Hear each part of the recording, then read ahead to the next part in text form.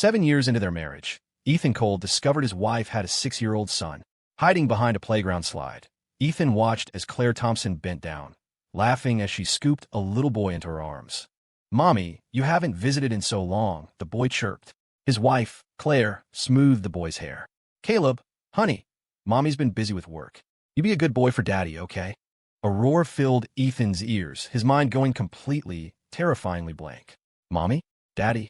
The woman and the boy, their faces a 7/10 reflection of each other, were a living, breathing testament to the fact that the woman who had sworn to love him for a lifetime was, and had been, cheating on him.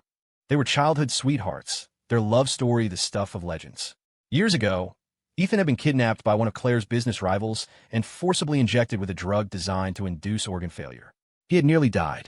After his rescue, the doctor's words had been a death sentence of a different kind. "Mr. Cole's life is saved, but his system has been permanently compromised. I'm afraid having children in the future will be."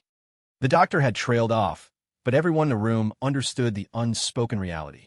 Claire had collapsed by his hospital bed, her eyes red-rimmed. "I don't need children, Ethan," she'd sobbed, her voice trembling. "I just need you. You're all I'll ever need."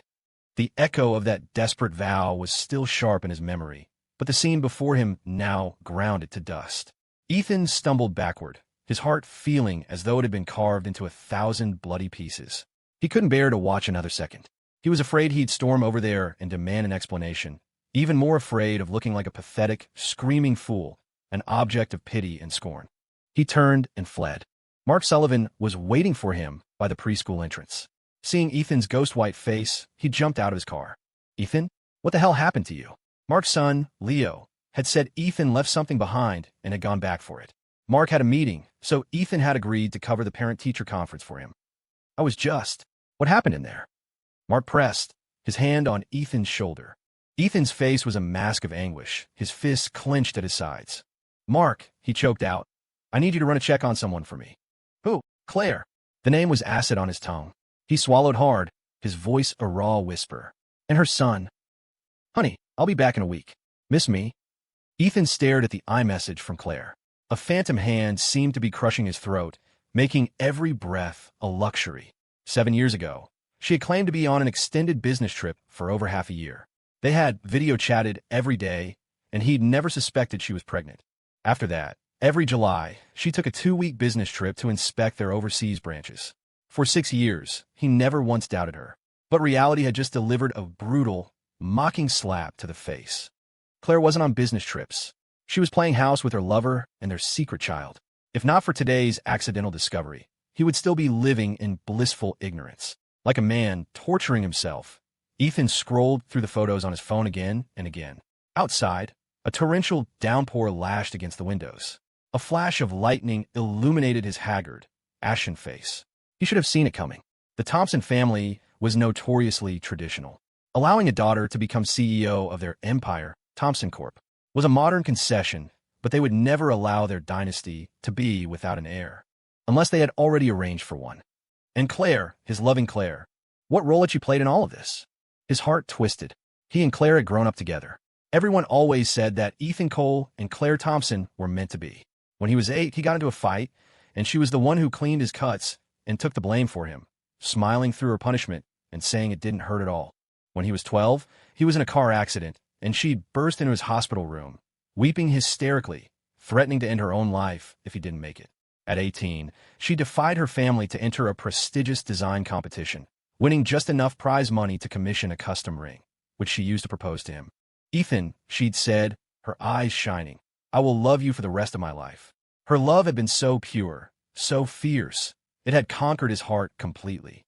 Then, on the eve of their wedding, the kidnapping.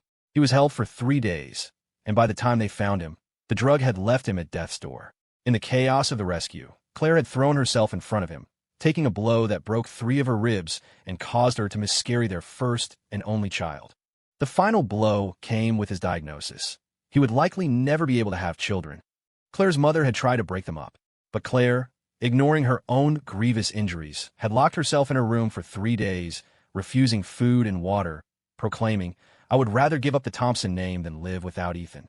Her mother had finally relented. They married as soon as she recovered. He had agreed to the ultimate concession, leaving his own family's company to join hers, a move that made him, in the eyes of their elite New York circle, a man who had married in. Their tragic, epic romance had been the talk of the city. And in the end, she had betrayed him anyway. His phone rang, the screen lighting up with the word wife. How ironic. He numbly answered, and her gentle voice filled the silence. Honey, are you eating properly all by yourself? Do you miss me? Before, he would have melted, lost in the sweetness of her affection, eager to tell her how much he missed her. But now, he was afraid that if he opened his mouth, a sob would escape. Ethan, are you not feeling well again? Hold on, I'll come home right now. Claire's voice was laced with anxiety. The last thing he wanted was to see her. I'm fine, he managed, his voice raspy and unrecognizable despite his best efforts. It's nothing. Your work is important. Don't come back. It's just a little cold. It was the first time he had ever lied to her. She didn't seem to notice. Her attention was caught by something on her end, but she still took a moment to fuss over him. Well, get some rest. And call me, okay? Don't make me worry. Ethan grunted in agreement. He was about to hang up when he heard a man's voice in the background, a low, intimate murmur. Babe, Caleb's asleep now. We can't. He heard the sharp intake of her breath, a split second of frozen silence before the line went dead. Ethan's hand tightened around his phone, his knuckles turning white, but he couldn't suppress the icy chill spreading through his veins. She's with him, right now. He couldn't let himself think about it. An involuntary, guttural sound escaped his throat, a whimper beyond his control. It felt as though a giant hand was squeezing his heart, a fatal, agonizing pressure. He'd try to rationalize it, to imagine she was doing it for the child, that she was forced into it. But now, it was clear she was a willing, active participant. Mark, sensing something was terribly wrong, pushed the door open to find Ethan looking like a man whose soul had been ripped out. For once, the usually boisterous Mark was speechless. Ethan, for a woman like that, she's not worth it. A tear splashed onto the photo in Ethan's hand. Mark didn't know how to comfort him. Ethan had faced death for Claire Thompson without shedding a single tear. But now, Mark's jaw tightened. That woman is unbelievable. When she married you, she said all the right things, and now she's out there with some bastard and their kid. Ethan stared out the window, his eyes vacant. His mind was already made up. The next morning, the storm had passed, leaving the sky clear. Ethan hadn't slept. He had spent the entire night wrestling with the truth. He had known love in its purest form. How could he ever tolerate a heart that had so utterly changed? He was Ethan Cole, the man who loved Claire Thompson. But he was also Ethan Cole, the former heir to Cole Industries. He could give up everything for love, but he would never, ever tolerate betrayal. With that thought, he called his father. Dad, I remember the family was looking to expand into the UK market. Mark's wife, and has her family connections there. He's taking Leo back in 2 weeks, and I was thinking of going along to check things out. His father sounded confused. Did Claire put you up to this? No, Ethan said with a bitter laugh. This is my idea. Everyone, even his own father, assumed that by marrying into the Thompson family, he and Claire were a single entity. His father was taken aback. You've never wanted to be more than a few feet away from Claire. What's brought on this sudden trip to the other side of the world? His tone turned serious. Ethan, are you and Claire having problems? Ethan pressed his lips together, choosing to hide the truth for now. Dad, don't ask. I'll explain everything when I get to London. The Coles and the Thompsons were old family allies, their connection deepened by his marriage. He wouldn't let his family suffer any fallout because of him. His father, unable to refuse his son, finally agreed. All right, come by the office later today. We'll get you up to speed on the relevant business. Ethan nodded. After hanging up, he got up to shower. The man in the mirror had dark circles under his eyes, a hollowed-out look that filled him with a bitter taste. His lawyer had already sent over the divorce papers, but he still hadn't figured out how to bring it up with Claire. After so many years, how could he sever things so easily? He splashed water on his face, shaved, and put on a crisp suit before leaving his room. Downstairs, Mark was having breakfast with Leo. His devastated state yesterday must have scared the kid. Uncle Ethan, you're awake. Leo scampered over, his little legs churning. He took Ethan's hand and blew warm air on it. Daddy said your heart was hurting yesterday. I'll blow on it so it won't hurt anymore. The innocence of a 6-year-old. Ethan managed a weak smile and stroked his cheek. Leo, my good man. Uncle Ethan's not hurting anymore. Go on, go back to your dad. Leo nodded, then happily ran back into Mark's arms. Ethan's mind flashed to the image of Claire and that other boy, laughing together. If their own child had lived, he would be older than Caleb. Taking a deep breath, he forced down the lump in his throat. He said a quick goodbye to Mark and left. But Just as he stepped out of the villa's gate, he saw a familiar figure standing beside a Maybach down the street. Claire. She looked exhausted, leaning against the car as she touched up her makeup, the heavy cosmetics failing to hide her weariness. Ethan froze. According to the file, Julian Vance and his son both had birthdays in July. Julian's had just passed, but Caleb's was still to come. Why was she back so suddenly? As if feeling his intense gaze, she looked up. The moment she saw him, her dull eyes lit up. She hurried over and threw herself into his arms. Her body was still warm, but now it felt like a brand against his skin, making him tremble. Is your cold any better? Your voice sounded so off, I took the red eye back. Her voice was thick with worry, her expression genuine. I went home first, and you weren't there. I figured you must be here with Mark. Ethan still couldn't understand it. How could a woman who loved him so deeply be so comfortable loving another man and having his child? His lips trembled as he fought to swallow the bitterness in his throat. He wanted to scream at her, to demand answers, but all that came out was a strangled, "I'm fine now. I was just about to head home." Claire breathed a sigh of relief. "Next time you're sick, you have to tell me. Otherwise, I'll worry myself to death." Her voice was as gentle as ever, and for a fleeting moment, he was caught in the illusion that everything was fine. But in his peripheral vision, he saw a tall figure under a nearby tree. Julian Vance was on his phone. A second later, Claire's phone buzzed. She glanced down, a troubled look crossing her face. "Something urgent came up at the office. I have to go deal with it." Ethan's breath hitched. He wasn't blind. He'd seen the name flash on her screen, Julian. The bitterness threatened to spill over. He forced himself to speak. "Okay, you should go. The office is important." Claire's eyes filled with guilt. She stood on her toes, pressing a soft kiss to his lips before hurrying to her car and driving away. After her car disappeared, Julian hung up his phone and walked over. "Mr. Cole, hello. My name is Julian Vance. I'm—" He paused, a smirk playing on his lips as he saw Ethan's tightly clenched jaw. He seemed to understand everything. "It seems you already know about Caleb and me," he said, his voice laced with smug satisfaction. "Well then, I guess we'll just have to wait and see how the drama unfolds." Ethan hailed a cab and followed Julian's car. At the hospital, he stood outside a private room, watching the scene unfold within, a sharp pain radiating from his chest. He bit down hard on his jaw, forcing himself to stay silent. Claire's son, Caleb, was on in 4 drip, his small face pale and listless. He looked terribly vulnerable. Claire was pacing frantically, her voice sharp with anger. "What am I paying you people for? You can't even treat a simple fever." A doctor who was bustling around the room turned to face her. Ethan recognized her. It was Claire's best friend, Dr. Sarah Chun. "Your son has a fever because he got chilled. Don't take your poor parenting out on my colleagues." Sarah snapped. "Claire, I seriously don't know what you're thinking. Didn't you say you were going to get rid of the father after the baby was born? Pay the guy off and be done with it? Now you're calling me over for a common cold? What if Ethan finds out?" After a long silence, Claire's voice, weary and resigned, filled the room. "What choice do I have? They're father and son. Every time I send Julian away, Caleb cries his eyes out. I can't just let the kid cry forever, can I?" "Ah," Sarah scoffed. "Is it the kid who can't let him go? Or is it you? You know the truth." Claire's frustration mounted. She rubbed her throbbing temples. "Don't be ridiculous. I only love Ethan. But the Thompson family can't be without an heir. You have to help me keep this from him. I don't want him to get hurt." She sighed. "As for Julian, he's the boy's father. I can't treat him badly." Just then, Julian pushed the door open, his eyes red as if he'd been holding back tears. "Claire, it's all my fault. I didn't take good care of Caleb. He started running a fever after you left last night, and he was crying for you.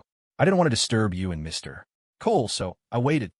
Claire touched her son's hot cheek, and her heart softened. "Julian, I'm not blaming you. Caleb is our child.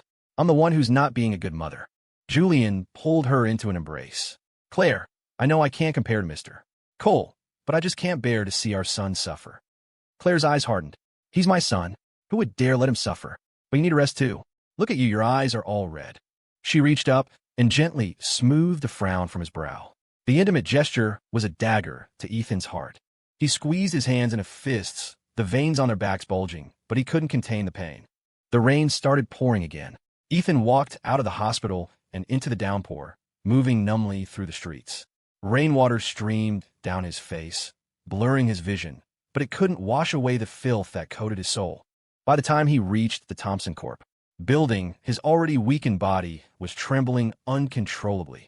The receptionist was startled by his appearance and rushed to help him. "Mr. Cole, what happened to you? Should I call Mrs. Thompson? She'll be so worried if she sees you like this." Ethan's heart was numb.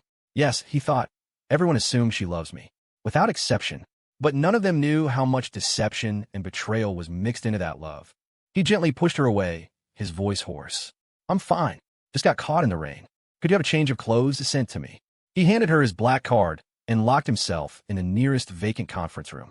The door clicked shut, and the sobs he'd been holding back finally broke free. He had thought seeing the photos had immunized him to the pain.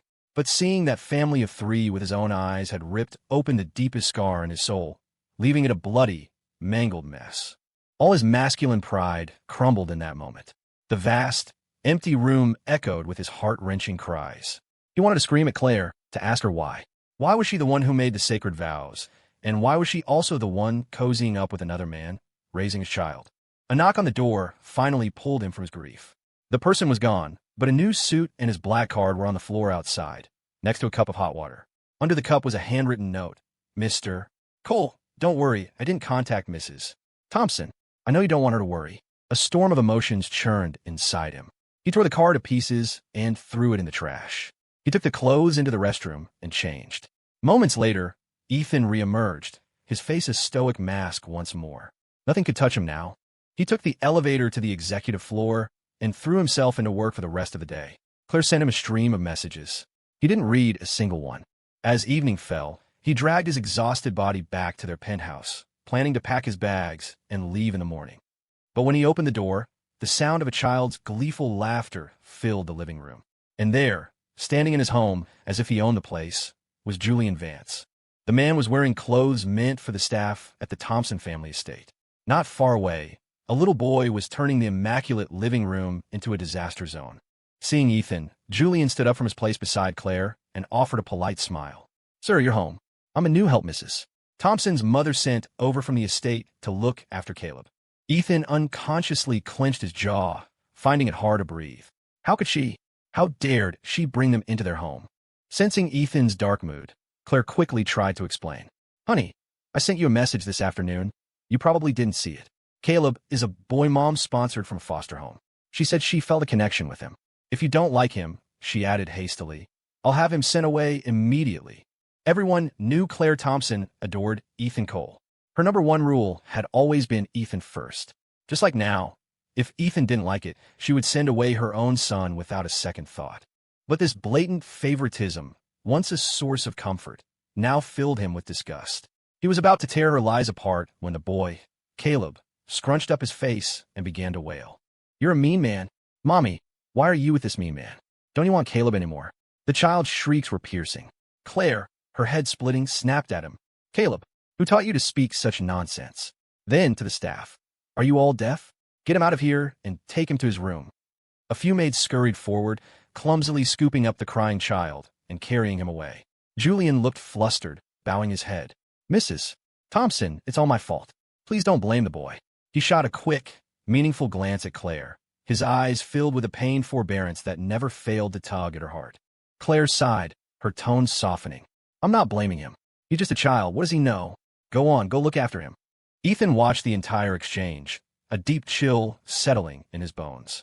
He walked past them and headed upstairs, shutting his bedroom door and locking it before Claire could follow. Claire stood outside, frustrated, but kept her voice gentle. "Honey, it's my fault. I'll send the boy away first thing in the morning. It's okay if you don't want me with you tonight. Just get some rest. We'll talk about everything tomorrow." Leaning against the door, Ethan sat on the floor, listening to her footsteps retreat. The pain in his chest had given way to a profound numbness. What difference did it make if she sent him away? Blood was blood. A bond like that could never be truly severed. In the end, he was the one who had to leave. He didn't answer, just listened as her steps faded down the hall. His body, no longer able to support him, slid to the floor. He felt so tired, so utterly exhausted in body and soul. He didn't know how much time had passed before his phone chimed with a notification. A new friend request. It was Julian. "Mr. Cole, since you kicked Claire out of your room, don't blame her for coming to mine." Ethan's pupils contracted. He shot up from the floor, pulled open his bedroom door, and looked down the long hall. A faint light glowed from under the study door at the far end. The door was slightly ajar. Through the crack, he heard a woman's sultry voice. Julian, be gentle. A man's low grunt. Babe, how can I make you happy if I'm gentle? In an instant, Ethan was plunged into an icy abyss. The blood in his veins turned to slush. He couldn't believe it. He couldn't believe she would be so eager. The sounds from within continued. Julian's voice, tight with restrained passion. Claire, I just saw how upset you were with Mr. Cole, and I thought I'd cheer you up for him. If you want it, just say so. Don't make excuses, Claire's voice replied coolly. And remember, if you want Caleb to stay in this house, don't do anything to upset Mr. Cole. Ethan couldn't listen anymore. He didn't even know how he made it back to his room. He stumbled into the bathroom and leaned over the sink, retching violently until his stomach cramped in protest. He finally pushed himself up and looked at his reflection. His face was a wreck. The tears were gone now. He had no more left to cry. He was a Cole, raised in a world where men didn't weep. He shouldn't be like this. He stayed in the bathroom for hours, until the first light of dawn began to creep through the window. Then he slowly rose, went back to his bed, and lay down. This time, he was the one leaving her. Early the next morning, when Ethan went downstairs, he saw Julian standing at the dining table, arranging the cutlery. After a night of successful maneuvering, he had shed the staff uniform for a set of casual, stylish loungewear. He looked youthful and vibrant. Coupled with a face that bore a slight resemblance to Ethan's, it was no wonder Claire had chosen him. Seeing Ethan, Julian greeted him with a warm smile. Sir, you're awake. Come, have some breakfast. He casually shifted his position, revealing a series of fresh nail scratches on his shoulder. On his wrist was a vintage watch. Ethan recognized it immediately. It was the watch Claire's late father used to wear, a piece heavy with symbolic meaning. He remembered Claire's mother mentioning that Claire had once asked for it for him, but her mother had refused, saying a man who had married into the family wasn't worthy. And now it was on Julian's wrist. Ethan clenched his fists. Suddenly, everything he had fought for, everything he had endured, seemed utterly ridiculous. Here he was, still trying to handle this quietly, to avoid a messy war between their two families, only to find out that Julian was the son-in-law Claire's mother had actually acknowledged. Even Claire's best friend at the hospital knew about him. Only he, like a fool, had been strung along by her empty promises. A bitter laugh escaped him. If Claire had just been honest from the start, if she had told him she wanted a child, he would have been man enough to let her go. He would never have clung to her like this. The memory of the study last night sent a fresh wave of sharp, stabbing pains through his chest. He wanted nothing more than to grab Claire by the wrist and demand to know why. But that wasn't the outcome he wanted. He wanted her to live with regret for the rest of her life. Just then, Claire came down the stairs. She looked refreshed and radiant, showing no signs of a sleepless night. As she passed Julian, their eyes met in a shared, intimate glance, and a triumphant smirk curved Julian's lips. The woman turned and finally noticed Ethan's pale face. She rushed over, her voice filled with concern. Honey, did you get sick from the rain yesterday? Maybe I shouldn't go to the office today. I can stay home and take care of you. Now, Ethan wanted nothing more than for her to leave. Every second in her presence was suffocating. He found her presence, her touch, her voice repulsive. No need, he said flatly. The office is more important. I'll be fine resting here. Claire frowned, a flicker of unease in her eyes. This was not like him. Normally, Ethan would have wanted her by his side every moment. But she knew him well enough to see his mind was made up. She turned to the staff. Take good care of him. The maids exchanged glances, seemingly immune to their displays of affection, and nodded. At that moment, Julian suddenly stood up, walked over to Claire, and began to straighten her collar. Your collar is crooked. Let me fix it. Claire instinctively tilted her head up to let him. It was this unconscious, natural gesture that was the most painful to watch. The maids around them audibly gasped, their eyes darting to Ethan. No one dared to breathe. Claire finally realized her mistake. She took a sharp step back, putting distance between herself and Julian, and offered a polite, formal thank you. I'm off to the office, she said, walking over to Ethan. She stood on her toes and whispered in his ear, Honey, wait for me to come back. Her sultry voice was identical to the one he had heard from the study last night. At the dining table, Ethan stared at the steaming breakfast before him. It tasted like cardboard. Claire's gentle concern, Julian's blatant provocations, every scene replayed in his mind. He couldn't eat. He turned and went straight upstairs to start packing. This penthouse held too many of their memories. He had to discard every last one of them himself. Julian appeared behind him at some point. Mr. Cole, you certainly have a lot of nerve, staying so calm. Caleb is the future heir of the Thompson family. I am the heir's father. There's no place for you in this house. Ethan looked up, a humorless smile on his face. So what? Julian was thrown by his calm reaction. He frowned, pressing on. I know you don't want a divorce, but you can't be this selfish, can you? Clinging to your position as Claire's husband. Ethan let out a cold laugh, his eyes filled with scorn. So that's what this is about. You want my position as the live-in husband? If you want it that badly, you can have it. With that, he pulled the divorce agreement from his briefcase and shoved it at Julian. You know how Claire feels about me. Getting her to agree to a divorce won't be easy. He pointed at the papers. The agreement is yours now. If you have what it takes, get her to sign it and bring it to me. If not, then get ready to spend the rest of your life as a pathetic, spineless kept man. A flicker of joy crossed Julian's face as he snatched the document. He saw Ethan's signature already on the last page, and a look of suspicion entered his eyes. Are you really willing to leave Claire? Ethan's heart seized. When you've loved someone for most of your life, the word leave could never be uttered lightly. He slowly closed his eyes, forcing down the wave of bitterness. When he opened them again, his gaze was clear and calm. I, Ethan Cole, am not pathetic enough to share a woman with another man. He would have given his life for Claire, but he would not tolerate betrayal. Julian scoffed, assuming it was all a brave front, but he took the divorce papers and left. Ethan stood in the walk-in closet, surrounded by years of gifts from Claire. His heart felt cavernously empty. He began to pack clothes, documents, essential items. He left nothing of his own behind. As for Claire's gifts, he didn't keep a single one. He had them all packed up and sent to an auction house. If he was going to leave, the break had to be clean. The maids watched from a distance, whispering amongst themselves, but he couldn't be bothered to explain. By the time he was finished, it was afternoon. He brought his luggage to the living room to wait for Mark to pick him up. His body was weak, and only sheer willpower was keeping him from collapsing. It was then that Ethan realized he hadn't seen Caleb all day. Had she really sent him away? Just as the thought crossed his mind, Claire burst through the door, hurrying back from work. Behind her were Julian and Claire's mother. Ethan Cole, you tell me right now where Caleb is. Julian yelled, rushing at him and grabbing the collar of his shirt, shaking him violently. The sudden lack of air made Ethan's head swim. He struggled, forcing the words out. What are you talking about? How would I know where he is? But Julian was even more enraged. He grabbed a fruit knife from the dining table and pressed it against Ethan's neck. Ethan, I know you don't like Caleb, but you can't just send him away behind Claire's back. Give me back my son. Caleb was missing. Ethan froze, not daring to move. The fruit knife had already drawn a thin line of blood on his neck, stinging sharply. Get a grip. I don't know where your son is. But Julian was hysterical, the hand holding the knife trembling. Impossible. You're the only one who doesn't like him. You had all those trucks here today, moving your things. Who else could it have been? His eyes were bloodshot, the perfect picture of a distraught father. Ethan, I'm begging you, give Caleb back to me. He's all I have. With that, he dropped the knife and felt his knees in front of Ethan. Sir, Caleb is my life. Ethan, finally free, felt a surge of bitter irony. He couldn't stop himself from challenging him. Give him back to you? He's an adopted orphan. What's his relationship to you? Why should I give him back to you? He's my... Julian blurted out, catching himself mid-sentence. He lowered his head, falling silent. But this time, Ethan wouldn't let it go. He saw his chance and pressed harder, deliberately provoking him.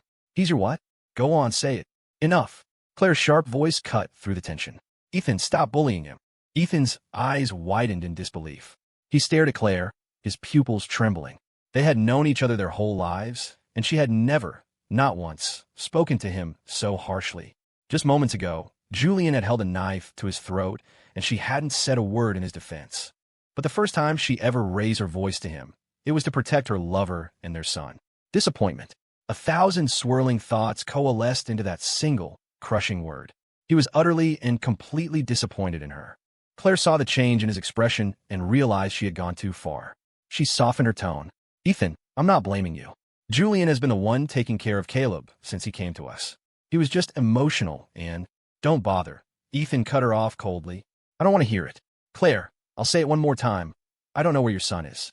If he's really missing, you should call the police. His eyes were devoid of any affection. His calmness, so absolute it unnerved her. She didn't even notice that he had implicitly acknowledged Caleb was her son. Just then, an assistant hurried in from outside. Mrs. Thompson, we found the boy. He was on a freight truck heading out of the city. Luckily, it hadn't gone far. He's on his way back now. Everyone in the room breathed a sigh of relief. Everyone except Ethan. He knew this only made him look more guilty, since he had hired trucks that day to take his belongings to the auction house. Claire's mother, sitting on the sofa, let out a cold snort. "You're not man enough to give my daughter a child, and when I bring one into the house for you, you're not satisfied. I suppose you want the Thompson family line to die out. Is that it?" Her words were vicious, designed to rip open his deepest wound and pour salt in it. He instinctively looked at Claire, only to find her gazing intently at Julian, her expression unreadable. Suddenly, Ethan felt a crushing weight on his chest, making it hard to breathe. He gave a self-deprecating laugh. "You're right. I never should have risked my life to save Claire all those years ago. I should have just given up her location. I should have let her die."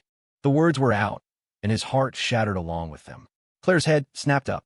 She saw the profound sadness in his eyes, the red line on his neck more glaring than ever. A knot of fear tightened in her chest. "Ethan, don't say things you don't mean."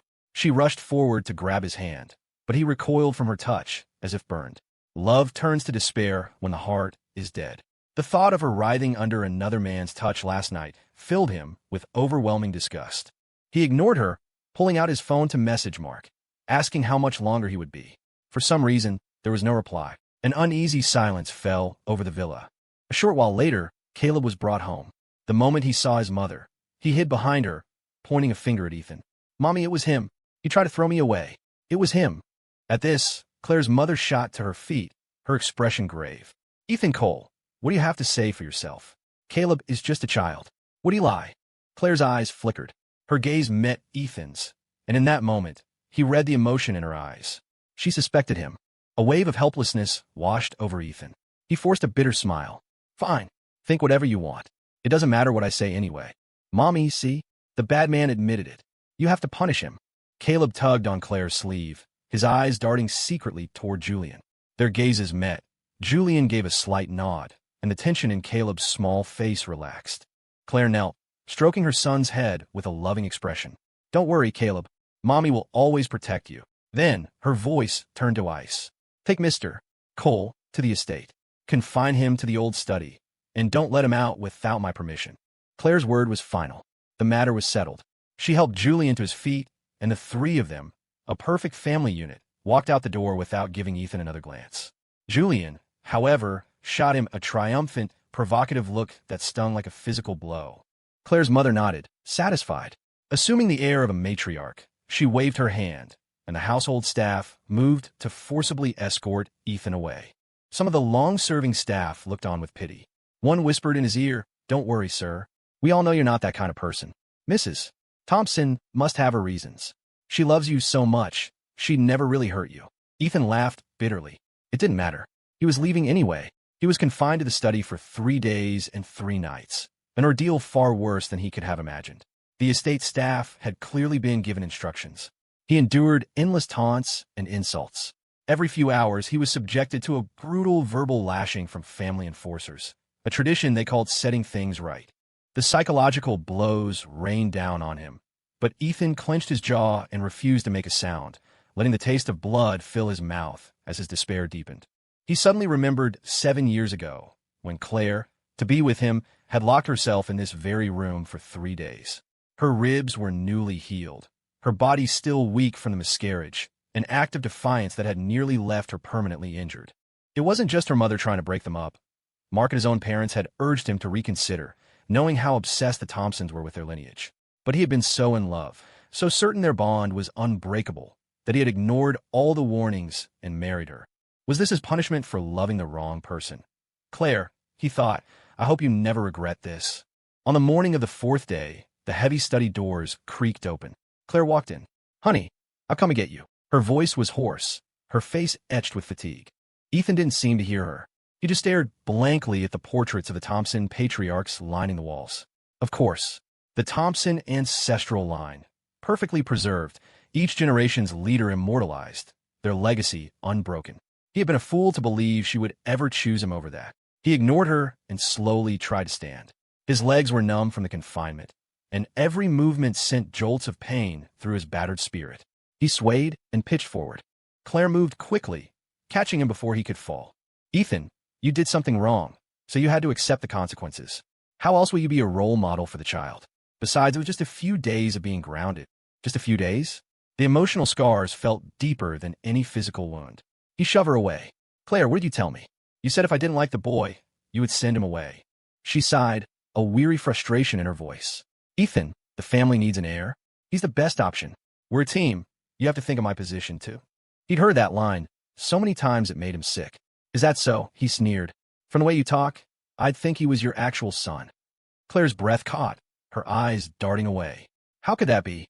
Honey, you're the only one I will ever love. But Caleb is a good boy. He's very sweet. Whether she loved him or not, Ethan no longer cared. But years of emotion, now curdled and toxic, were about to erupt. Claire, are you ever going to stop lying to me? Before he could finish, Julian walked in. Claire, Caleb is begging to go to the amusement park. Let's all go together. He sized Ethan up. Although, Mr. Cole seems to be in such poor shape, I doubt he's up for it. He's not going, Claire said coolly, making the decision for him. She looked at Ethan, her face unreadable. Tomorrow is Caleb's birthday. The family is throwing a party at the estate to officially announce his identity. As his father, you need to be ready. Ethan laughed coldly to himself. Caleb's father. The thought was nauseating. He limped out of the study. In the distance, he saw Mark waiting anxiously. He didn't hesitate, walking straight toward his friend. Behind him, Claire's voice called out. Ethan, I'm taking Caleb to the park. I won't be home tonight. You get some rest. I'll send someone to pick you up in the morning. Ethan didn't look back, just gave a slight nod. For some reason, watching his retreating back, Claire felt a wave of panic. But she told herself to be strong. She knew Ethan's pride. If Caleb was to be accepted into the family, this conflict was unavoidable. She believed Ethan loved her. He would protest at first, but eventually, he would come around for her sake. Meanwhile, Ethan finally reached Mark's car and leaned on him for support. Ethan, I got your luggage. And this envelope. Julian gave it to me. Ethan opened the envelope. Inside was the divorce agreement. At the bottom, next to his own signature, was Claire's. Through the car window, he watched the other car pull away, carrying the happy family of 3, laughing and talking. His eyes turned to ice. Mark, take me to the airport. We're leaving now. Claire, in this final choice between you and me, I choose to give you up. Early the next morning, the Thompson estate was a hive of activity. Staff hurried about, hanging decorations and preparing for the grand birthday celebration of the family's new young master. After returning from the study yesterday, Claire had locked herself in her office and hadn't emerged since. She opened a drawer, revealing a last will and testament. It was her father's, and it clearly stipulated the conditions for inheriting the Thompson fortune and becoming the true head of the family. Looking at the will, Claire felt a weight lift from her shoulders. She was finally about to take full control. 4 generations, a Thompson family decree stated that only an heir with a child of their own could inherit the controlling shares from the previous generation and become the family's true leader. Her father had died young, and he had enshrined that rule in his will. To secure her inheritance, Claire had been forced to compromise with the family elders. But the thought of Ethan filled her with a nagging unease. She knew her decision had hurt him more deeply than anything else, but she felt she'd had no other choice. What's the situation at the house? When is Ethan arriving? She asked her assistant. The assistant stood by, respectfully answering, Don't worry, Mrs. Thompson. A driver has already been dispatched to pick up Mr. Cole. Claire nodded, rubbing her throbbing temples. A strange sense of foreboding settled over her. She hadn't slept a wink, tormented by the feeling that something was about to go terribly wrong. The image of Ethan's resolute back as he walked away haunted her. But then she thought of the future of her family's legacy, and she hardened her heart.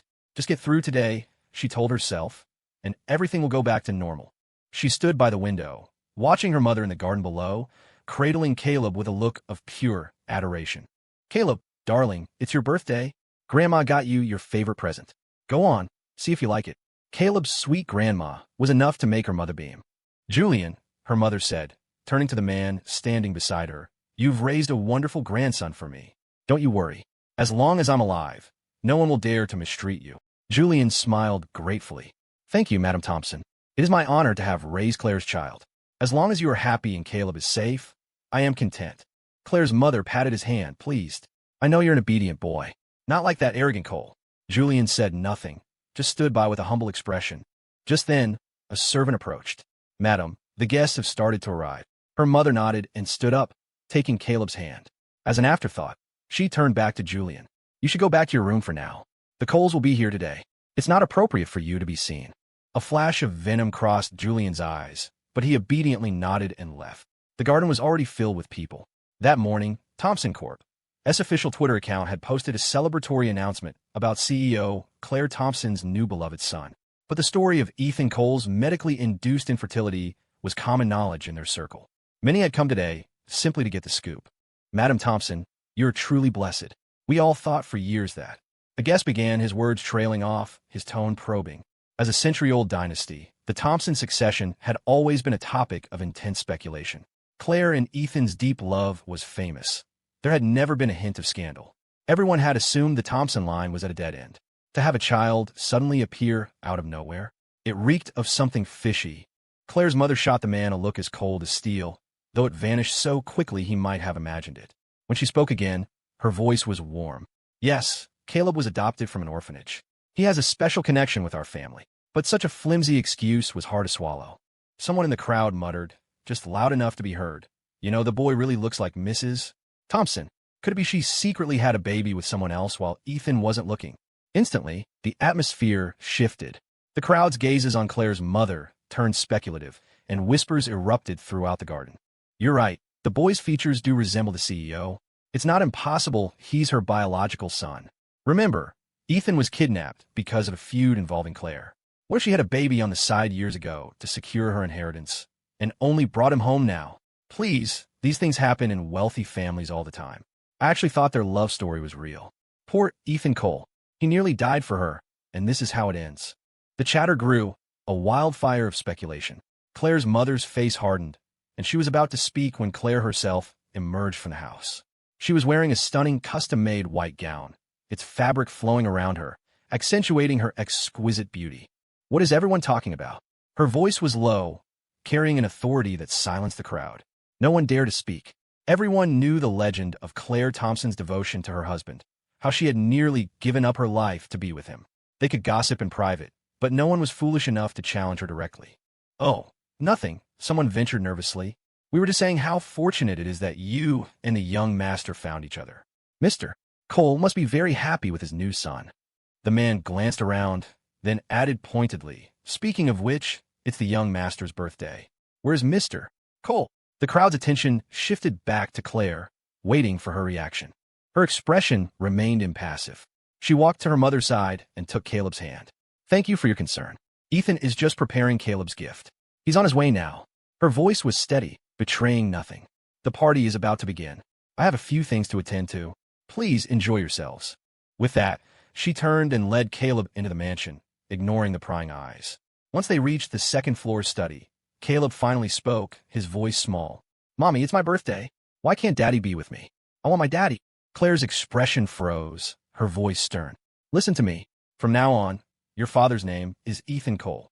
Caleb snatched his hand back, his eyes filled with defiance. "No, I don't want him to be my daddy. He's a bad man. Daddy said he wanted to send me away, that he wants to take you from me. I don't want him." "Nonsense," Claire snapped. She had to admit, Caleb was just like her as a child, stubborn, single-minded, willing to do anything to get what he wanted. Forcing a child to call a stranger father. Claire knew it was wrong, but they had no other choice. Hearing the commotion, Julian emerged from a nearby room. Seeing the scene, he secretly bit back a surge of anger. He knew Ethan had left with the divorce papers. He just had to wait a little longer, and, as the heir's biological father, he would surely marry Claire. With this thought, he pinched his own thigh hard, making his eyes water. He walked over and gathered Caleb into his arms. "Claire, Caleb is just a child. I've been the one raising him since you gave birth. It's only natural that he can't leave me." His voice was soft, pleading. "I know I'm nothing in your eyes, that you only have room in your heart for Mr. Cole. But please, don't make this hard on Caleb. For his sake, for the sake of your own son, don't be so cruel." It was the same tactic he had used to get her into bed, the same one that made her unable to send him away. As expected, Claire's expression softened. She helped him up, straightening his tie. "Julian, I know you love me." She placed his hand over her heart, her voice tender. "As long as you don't ask to marry me, I'm willing to let you stay by my side and watch Caleb grow up." Leaning against him, Julian felt a triumphant smile curl his lips. A maid came to fetch them. Reluctantly, Claire sent Julian back to his room and led Caleb downstairs. In the garden below, the party was in full swing. Claire scanned the crowd, but there was still no sign of Ethan. Not just Ethan, no one from the Cole family had shown up. A knot of anxiety tightened in her chest. Her assistant hadn't reported back with any news. She pulled out her phone to call, only to find that it had been turned off at some point. She frowned, and as she was about to put it away, she saw her assistant striding toward her, his face grim. She knew instantly that something was wrong. Handing Caleb to her mother, she turned and went back to the study. As soon as the door was closed, the assistant spoke in a low, serious tone. "Mrs. Thompson, the driver sent to pick up Mr. Cole reported that he's gone." "Gone? What do you mean gone?" Claire stared, the words not registering. "Ethan gone? How is that possible?" Yesterday, when she had proposed a birthday party, he had agreed without protest. He hadn't seemed unusual. How could he have just disappeared? "Mrs. Thompson, the staff at the penthouse said Mr. Cole never returned home last night. His clothes and personal documents are all missing. It appears he left intentionally." The assistant's words were like a stone dropped into the placid pool of her heart, sending shockwaves through her entire being. Her mind went blank, her ability to think completely short-circuited. Impossible. Why would Ethan leave on his own? Is he in some kind of danger? Claire didn't realize that her own voice was trembling. Ethan was her husband. He loved her more than anything. Why would he leave her? The assistant remained silent, simply handing her his phone. "Mrs. Thompson, you should see this." Claire took the phone. The first thing she saw was an official statement from Cole Industries. She squinted, confused, and scrolled down. When her eyes fell upon the divorce announcement, it was as if she'd been struck by lightning. She blinked, disbelieving, and read it again. She recognized every word, but strung together, they made no sense. Overnight, how had she become divorced? The assistant knew his next words would be cruel, but he had to say them. "Mrs. Thompson, Cole Industries' official account has released a statement. They're severing all ties with Thompson Corp. Effective immediately. It also states that Ethan Cole and Thompson Corp. CEO Claire Thompson have legally dissolved their marriage." The words hit Claire like a physical blow. "What happened? Ethan is my husband. How could the Coles release something like this without my permission?" She forced herself to remain calm, but her hand, gripping the phone so tightly her knuckles were white, betrayed her panic. "Get the car ready," she commanded coldly. "I'm going to the Cole estate." The assistant moved to obey, but Julian suddenly burst into the room. "Claire, Caleb's birthday party is about to start. You can't leave now." Claire's face darkened, her eyes like daggers. "Julian, since when did you take up eavesdropping outside my door?" Julian flinched under her gaze. He tried his usual tactic, reaching for her sleeve with a look of feigned, wounded concern. "Claire, I'm just worried about you. Today is so important for Caleb. If you leave, what will people say about him?" "Claire, I don't want anything for myself. I'm begging you, for Caleb's sake. He's your son. Can't you just wait until after the party?" She looked down and saw his face, the one that so resembled Ethan's. On any other day, she would have softened. But now, her mind was consumed with Ethan. She had no space for Julian. "Get out of my way." She yanked her arm back, shoving him aside with a force that sent him stumbling. Her expression was terrifying. He tried to follow, but the assistant blocked his path. His eyes were filled with hurt. "Claire." "Julian," Claire's voice was dangerously low, "you had better pray that Ethan's departure has nothing to do with you. Because if it does..." She didn't finish the sentence, to shot him one last icy glare before striding out of the room. Julian watched her go, his eyes burning with a shocking, venomous hatred. Never underestimate a man's jealousy. At that moment, he wished Ethan Cole were dead.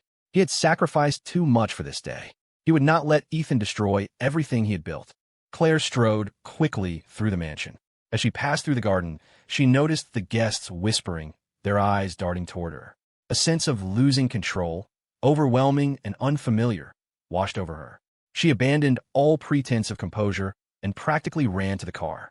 The assistant, seeing her dark expression, didn't dare to breathe, simply starting the car and speeding away. The entire way, Claire tried to call Ethan, but his phone went straight to voicemail. On iMessage, a stark red exclamation point appeared next to her texts. She couldn't believe it. Ethan had blocked her. What on earth had happened? Claire's heart felt like it was suspended by a thread, swinging wildly with every lurch of the speeding car. Ethan's phone was off. She tried his father, but his phone was off too. She bit her lip, a deep unease settling in. She clutched her phone, forcing herself to stay calm. "Ethan, where are you?" The car screeched to a halt in front of the Cole family's sprawling estate. Claire jumped out and ran to the massive front gate, pounding on it with her fists. "Hello? Is anyone there? Open the door." A maid opened the door, her expression laced with contempt. "Mrs. Thompson, shouldn't you be celebrating your son's birthday?" To what do we owe the honor of your presence? Our Mr. Cole has nothing to do with you anymore. Claire's head throbbed, her vision blurring. What are you talking about? Who told you he's my biological son? Who said that? She had a dreadful feeling her worst fears were about to be confirmed, but she clung to a sliver of hope, desperately trying to deny it. Mrs. Thompson, after all your philandering, bringing a bastard child into the world. Now you want to play the innocent victim? The maid sneered. Our young master must have been blind to ever fall for a woman like you. Get out of here. The Coles don't welcome you. Our master has nothing to do with you anymore. The maid's hostility was a wall. She spat a few more insults and then refused to say another word. Frantic, Claire prepared to force her way in. Just then, a figure hurried toward them. What is all this? Get back to your duties. It was the Coles' head butler. He waved the other servants away, who shot Claire one last hateful glare before dispersing. The butler opened the gate wider and made a formal gesture. Mrs. Thompson, Mr. Cole Sr. We'll see you now. Claire's shoulders sagged in relief. Ethan's father. He would let her in. It was he who had first agreed to let Ethan marry into her family. A knot of nervousness tightened in her stomach. She walked quickly toward the house. The path, one she had walked countless times, now felt agonizingly long. In the living room, Ethan's parents sat on the sofa. His mother's eyes were red and swollen, her face a mask of grief. It was clear she had been crying for a long time. The moment she saw Claire, her mother's composure shattered. She lunged forward and slapped Claire across the face. Claire Thompson, do you even have a heart? How would you do this to Ethan? The blow snapped Claire's head to the side. Her assistant gasped, but Claire said nothing, simply absorbing the impact. Mom, she began, where is Ethan? Don't you call me Mom. Mrs. Cole wept. I'm not fortunate enough to have a cheating, heartless woman for a daughter-in-law. What did he ever do to deserve this? He loved you with his entire soul, and you trampled all over his heart. She sobbed uncontrollably. Mr. Cole put a comforting arm around her. That's enough. You'll make yourself sick. Someone help my wife to her room. He gave the butler a look. The butler nodded and placed a laptop and a file folder in front of Claire. Mrs. Thompson, Mr. Cole Jr. left these for you. Please take a look. A sudden fear gripped Claire. Her hands trembled as she opened the folder. The words divorce agreement stared up at her. She frantically flipped to the last page. There, in stark black ink, were two signatures, Ethan Cole and her own. This is impossible. I never signed any divorce papers. It's a fake. It must be a fake. Claire's voice rose, shrill with disbelief. She refused to accept what was in front of her, refused to acknowledge that Ethan wanted to divorce her. But there it was, her name, clear as day. She racked her brain, tried to remember what had happened 3 days ago. Suddenly, an image flashed in her mind. She had cleared her schedule to spend the day with Julian and Caleb. She had been drinking, and Julian had brought her a document to sign. She hadn't thought anything of it, assuming it was something from her assistant. She had signed it without a second thought. The blood drained from Claire's face. Could it be that what she had signed wasn't some trivial paper, but she couldn't finish the thought. She spun around to face her assistant. 3 nights ago, around 10 o'clock, did you send Julian to me with a document to sign? The assistant looked baffled. Mrs. Thompson, don't you remember? You said you wanted to make it up to Caleb and canceled your entire day's schedule.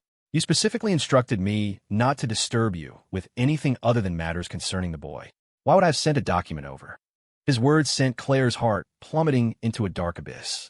It was Julian. He had manipulated her. She had trusted him too much, and now she had fallen into his trap, signing her own divorce papers. The realization was a physical blow, a sharp pain that made it hard to breathe. The papers crumpled in her hand. Her eyes were red as she forced the words out, her voice thick with suppressed rage. Dad, I don't recognize this agreement. Mr. Cole let out a cold laugh. Then let's see if you recognize this. The butler took another document from the folder and handed it to her. Claire's trembling hands took the paper. She glanced at it, and the world tilted on its axis. She staggered back a step. It was a DNA test report. In the results section, in clear, irrefutable print, it stated that she and Caleb were biological mother and son. Her breath hitched. The suspicion she had harbored was now a confirmed, devastating fact. Ethan had known all along. That's why he had left her. Mrs. Thompson, you haven't finished, the butler said, pushing the laptop closer. On the screen was a photo of her at the playground, laughing as she held Caleb. It was followed by an audio recording. What choice do I have? They're father and son. Every time I send Julian away, Caleb cries his eyes out. As for Julian, he's the boy's father. I can't treat him badly. Julian, be gentle. The words left her speechless, frozen in place. The hospital, the study. Ethan had heard it all. Claire's face grew even paler. She clenched her fists, a surge of hot blood rising in her throat. He had heard all of it. Ethan loved her so much. She couldn't begin to imagine the heartbreak he must have felt, the utter despair. No wonder he had left so decisively. But how? How had this all happened? She thought she had been so careful, that she had everything under control. The butler saw her confusion, his eyes cold. Mrs. Thompson, to be so thoroughly played by your own lover. You truly are something else. Claire flinched, her hands tightening into fists, her knuckles cracking. The butler continued. Mr. Cole Sr. had some digging done for you. Your son's biological father added our Mr. Cole Jr. on social media. The chat logs are on there. And something you should know about our master. He despises two things above all else, deceit and false accusations. Your son was taken from the house by his own father. The evidence is all there. You should take your time and look through it all. Claire was escorted out of the Cole estate, clutching the folder of evidence. She knew she owed them an explanation, that she had no right to see Ethan until she had set things right. The sky had turned a bruised, ugly gray, the clouds hanging so low it felt as if they might collapse. She drove straight back to the Thompson estate, a storm of fury building inside her. The guests were long gone. She stormed into the house and went directly to Julian's room. Julian, I warned you. I told you if you wanted Caleb to stay in this family, you were not to bother Ethan. She slapped him hard across the face, her voice tight with rage. Why did you go to him? And what the hell is this with the divorce papers? Her eyes were bloodshot, all traces of her former affection gone, replaced by a raw hatred that made her look like she wanted to tear him apart. Julian clutched his cheek, feigning innocence. Claire, what are you talking about? I don't understand. You don't understand? Claire let out a cold laugh and played the security footage from her phone, showing him tricking her into signing the papers while she was drunk. Do you understand now? Julian glanced at the screen, and his face went white. He began to stammer, unable to form a coherent sentence. Claire, the divorce papers. Mr. Cole forced me to do it. Stop lying. Claire's eyes were blazing. The fury of being deceived had consumed her. She waved a hand, and the bodyguards she'd brought with her descended on Julian, their fists flying. Julian struggled, his eyes wide with terror. As the blows rained down, the bedroom door was suddenly thrown open. Caleb rushed in. He was terrified by the sight of his mother's rage. Mommy, please. Make them stop. Let Daddy go. Please, he cried, trying to pull her away, but he was too small. Claire's mother arrived, right behind him. Claire, stop this at once. Sit down. Don't you know you're pregnant with a child again? Claire froze. Her hand instinctively went to her stomach. Pregnant? How could she be pregnant? But thinking back, her period was late. Her mind went blank. The only thought that surfaced was, what will Ethan think if he finds out I'm pregnant again? Will he be even more disappointed? More disgusted? The image of Ethan's dead, empty eyes filled her mind, and a sharp pain lanced through her heart. Julian, crumpled on the floor, coughed and grinned. He had won. He was sure of it. With another child on the way, Claire would have to forgive him. But then he heard her voice, as cold and hard as steel. This child cannot be born. I will not have another baby that isn't Ethan's. I'm going to the hospital to have it taken care of right now. And none of you are to stop me. Julian's face fell. He never expected her to be so ruthless. He shook his head frantically. Madam Thompson, no, please, talk to her. She can't do this to her body. The mention of the hospital jolted Claire's mother. Claire, do you hear yourself? That is your own flesh and blood in your womb, my grandchild. How can you be so heartless? Julian is the father of your children. Since Ethan is gone, perhaps you should just marry him. Claire's throat felt tight. She turned slowly to her mother, her dark eyes filled with a profound weariness. Mom, I listened to you once, and it cost me Ethan. I will not make that mistake again. She turned her gaze back to Julian. As for him, he has done wrong, and he will be punished. Take him to a psychiatric hospital. Let him reflect on his actions. Do it now, Claire commanded. Now that she was in full control of Thompson Corp, her orders were absolute. The bodyguards bypassed her mother and dragged the struggling Julian away. Daddy, Mommy, please, let my daddy go. Please. Caleb knelt on the floor, his sobs echoing through the room, but they no longer reached his mother. Claire's mother clutched her chest, gasping for air. She pointed a trembling finger at her daughter. You. But the words wouldn't come. The world went black, and she collapsed into the arms of a nearby maid. Claire stood alone amidst the chaos of her own making, the image of Ethan's face floating in her mind. Ethan, she whispered to the empty room. This time, I won't make the wrong choice. After a brutal beating from the bodyguards, a weakened Julian Vance was admitted to a high-security psychiatric hospital. He lay on the sterile bed, his face ashen, all the fight gone out of him. Claire appeared before him, throwing the folder of evidence in his face. Did you really think you could get away with it? You were willing to use your own son. You don't even deserve to be called a father. Julian stared at the photos and documents, the blood draining from his face. It was all there. He was exposed. He opened his mouth to explain, to lie, but no words came. Claire looked down at him, her eyes like chips of ice. Julian, I gave you so many chances, but you insisted on throwing them all away. From now on, you're forbidden from ever seeing Caleb again. Enjoy the rest of your life in here. As he watched her walk away, a deep, burning hatred filled him. He hated her for her cruelty. One moment whispering sweet nothings, the next destroying him without a second thought. He hated Caleb for being useless, for being unable to save him. But most of all, he hated Ethan Cole. Why did Ethan get everything, while he was left with nothing? But he was powerless now. The treatment in the psychiatric hospital was a horror beyond his imagination. Meanwhile, on the other side of the Atlantic, Ethan Cole was in a historic castle in the English countryside, dutifully feeding Mark Sullivan's son. Uncle Ethan is the best. Did Mommy and Daddy abandon me? Leo had played in the rain the day before and now had a fever. Mark and his wife, Anne, had taken off that morning for a romantic getaway, leaving the boy in Ethan's care. Ethan found himself patiently feeding the sick child, trying to offer comfort. Your parents didn't abandon you, Leo. They just. He couldn't think of a good excuse. Thankfully, Leo was a good kid. Despite his disappointment, he ate obediently. Ethan looked at his small, innocent face and felt a warmth spread through his chest. His own life was a wreck, but having Leo around was a small comfort. After taking his medicine, Leo fell into a deep sleep. Ethan finally relaxed, sitting by the bed and watching the boy's flushed cheeks. For some reason, Ethan thought of Caleb. In the hospital that day, Caleb had looked just as miserable. Sarah Chun had said he caught a chill from not being cared for properly. But Ethan clearly remembered it hadn't rained in New York that night. So how did Caleb get chilled? Unless Julian had deliberately made him sick, using the hospital visit as a way to win Claire's sympathy. The possibility filled Ethan with a profound sadness. To use your own child as a pawn, the depravity of it was chilling. He had been in England for over a month.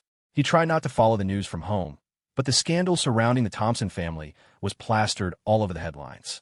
The disastrous birthday party, the questions about Caleb's paternity, the earthquake that had shaken Thompson Corp. to its core. Claire had been publicly crucified. If she hadn't spent years cultivating her image as a doting, loyal wife, she would have just been another rich heiress with a messy, private life. But because she had so famously loved Ethan, her betrayal and secret child had caused her public image to implode spectacularly.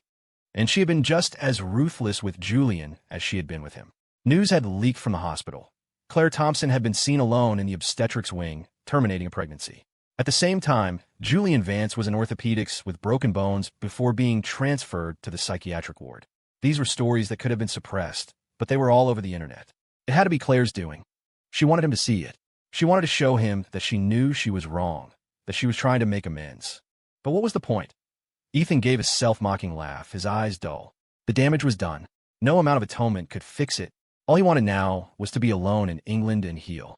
He leaned against the window, watching the twilight gather. His gaze drifted down to the castle's main gate. A familiar figure was standing there. Claire. She had found him.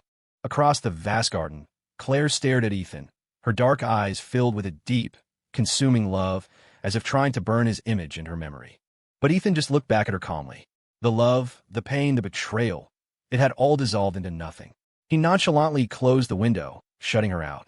A short while later, a servant hurried in. Mr. Cole, a Miss Thompson is at the gate, asking to see you. Ethan's voice was cool and distant. I'm not seeing anyone. Tell her to leave. The servant bowed and left, and the matter was not mentioned again. Ethan pushed her from his mind. That evening, as rain drummed against the windows, a recovered Leo was back to his energetic self. He was kneeling on the windowsill, looking out into the dusk. Uncle Ethan, look, he cried out. There's someone kneeling outside in the rain. Ethan, who had completely forgotten about his visitor, rushed to the window. Sure enough, there was Claire, kneeling in the downpour, a solitary, pathetic figure. The pity play. It was one of her signature moves. In the past, The sight of her like this would have torn him apart, made him want to rush out and wrap her in his arms. Now he just found it laughable. "Let her kneel," Ethan said, his voice devoid of any emotion. "If she passes out, have someone take her to a hospital. Just don't let her die on the property." He never thought he would be capable of such cruelty. He didn't sleep well that night. He dreamed of their life together, of the good times and the bad. He remembered the kidnapping, how they had both been willing to die for each other. They had been so in love then, as if they were the only two people in the world. He remembered her vow to give up her family for him. But in the end, when forced to choose, she had chosen her family over him. Life was ironic. The next morning, as Ethan was having breakfast, the servant approached. "Mr. Cole, the lady from the gate, was taken to the hospital this morning." Ethan had expected to feel a sense of vindictive pleasure.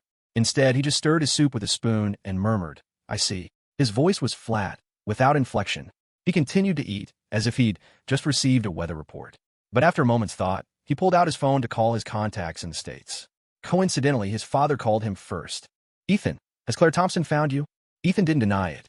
"Dad, I was just about to call you and have her family come get her." His father sighed on the other end of the line. "Her family can't reach her. They had to call me. That man, Julian Vance, has taken the boy hostage. He's demanding to see Claire." Ethan frowned. He hadn't thought Julian was capable of such madness. To use his own son just to force Claire to return. "Understand, Dad," Ethan said gravely. "I'll pass the message along." After hanging up, he felt a flicker of something complicated. In the end, he went to the hospital himself, taking Leo with him, not trusting the boy to be left alone. In her hospital room, Claire woke up disoriented.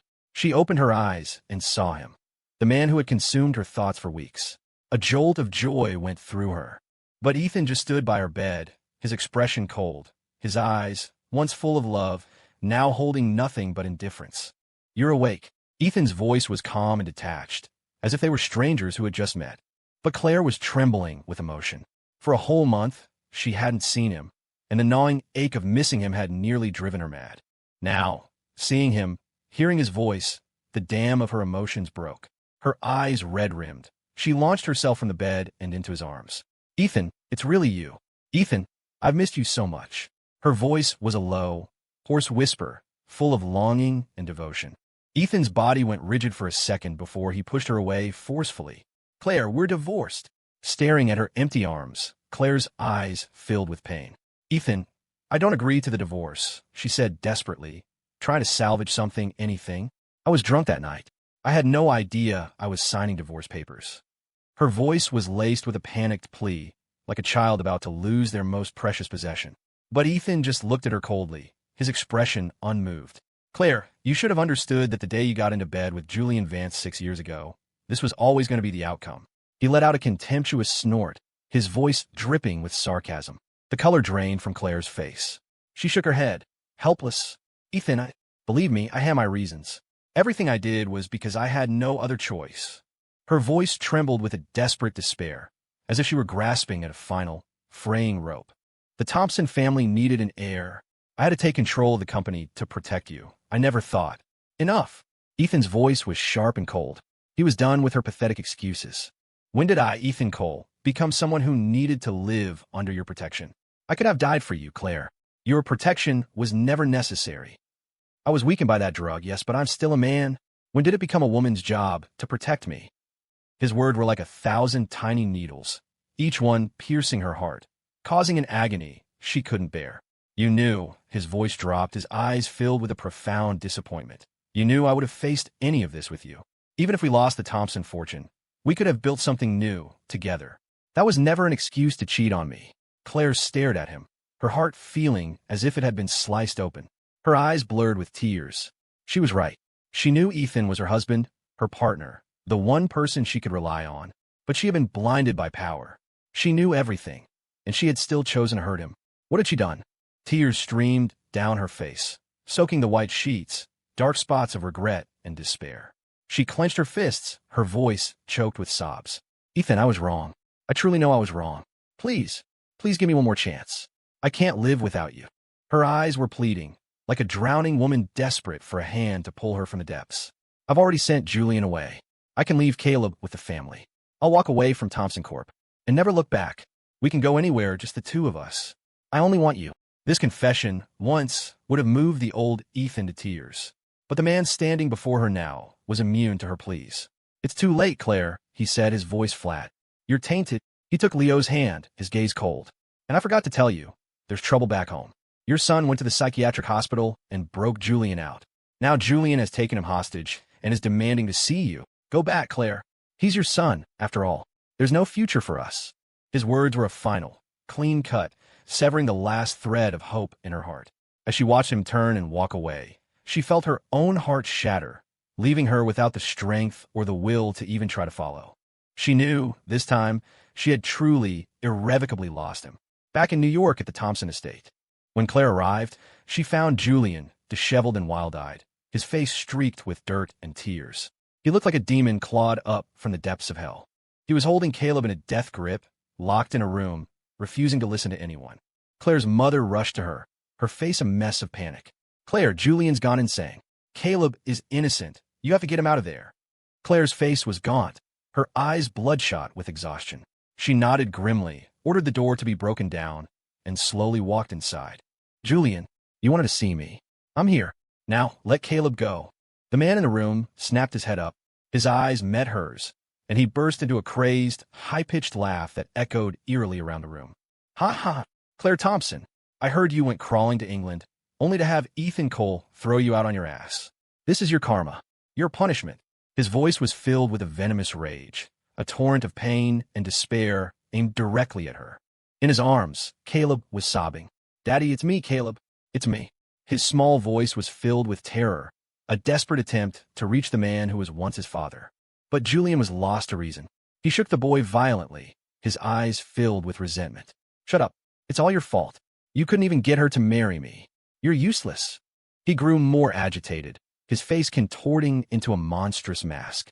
The fruit knife in his hand grazed Caleb's neck, drawing a thin line of blood. The boy screamed in pain. Claire saw a flash of another time, just a month ago, when Julian had held this same knife to Ethan's throat. Back then, she had stood by and watched. This time, she had to act. "Julian, calm down. Caleb is your son." He laughed again, a hysterical, broken sound. "My son? Yes, he's my son, but I don't want to live anymore. So he'll just have to die with me." Claire didn't hesitate. She lunged forward, closing the distance between them. Julian saw her coming, and the primal fear he felt for her resurfaced, sending him into a frenzy. He swung the knife wildly in front of him. "Stay back. Don't come any closer. I'll kill you, I swear I will." In a flash, Claire grabbed Caleb's arm and flung him out of harm's way. The next second, the knife plunged deep in her chest. Blood sprayed everywhere. Julian's eyes widened in shock. "You ran into it," he stammered, backing away. "It wasn't my fault. You ran right into it." "Mrs. Thompson," her assistant screamed, shouting for someone to call 911 as they rushed her to the hospital. The surgeon on call was her best friend, Sarah Chun. Seeing Claire covered in blood, she cursed under her breath. How could a woman with everything have managed to destroy herself so completely? After a full day and night, the light above the operating room finally went out. Claire's mother, who had kept a vigil the entire time, looked as if she had aged 10 years.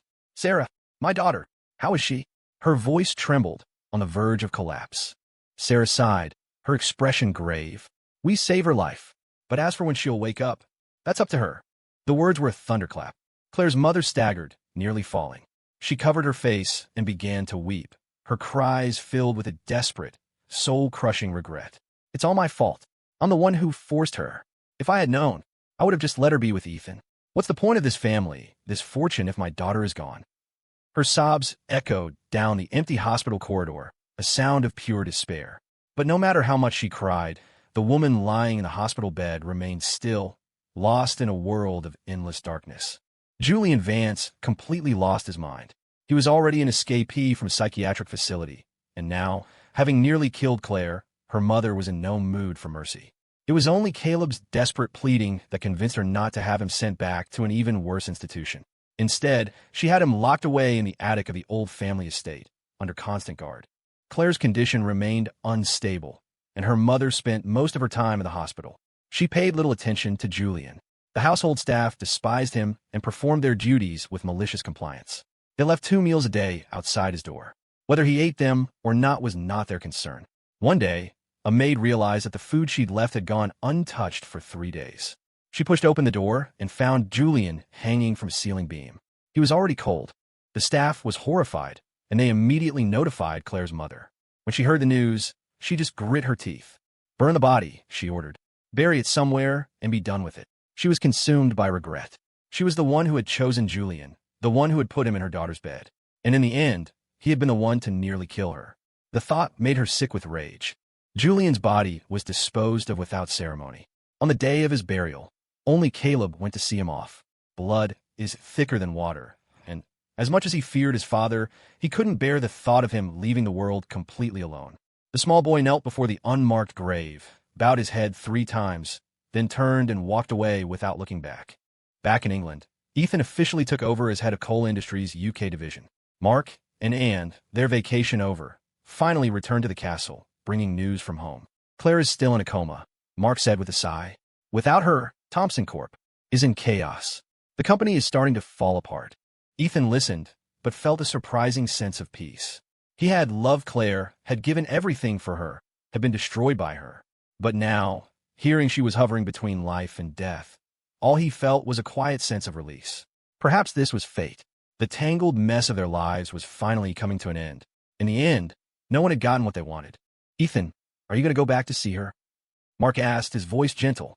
He knew how deeply his friend had loved her, and how much he had suffered. Ethan shook his head, his voice firm. "I just took over the UK branch. I can't leave now." He had his own work now, his own life. He had people who were worth his time, worth protecting. His gaze drifted to the garden, where Leo was playing happily. "And you," Ethan grumbled at Mark, a hint of a smile on his face. "All you do is run off and play. Anyone would think Leo was my son, not yours." He was complaining, but as Leo came running toward him, he instinctively opened his arms and lifted the boy up. "Uncle Ethan is the best," Leo declared, clinging to him like a koala. "Mommy and Daddy can go play. I just need my Uncle Ethan." Ethan didn't mind.